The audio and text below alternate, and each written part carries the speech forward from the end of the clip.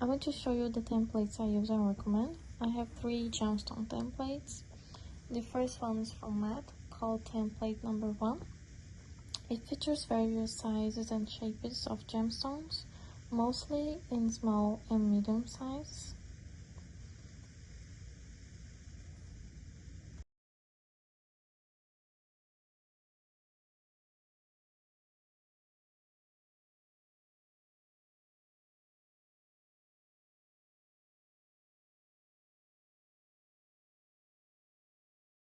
The second template includes medium and large stones, and you can see the stone size labeled above each shape.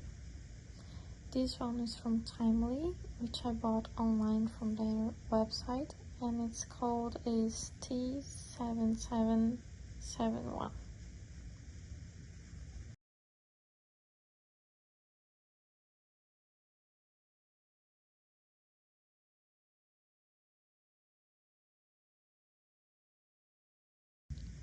The third template is also from Timely with the code T7772. This one has circles starting from 1.5 millimeters, making it very versatile, covering small, medium, and large sizes. If you're looking to get just one gemstone template, I recommend starting with this one.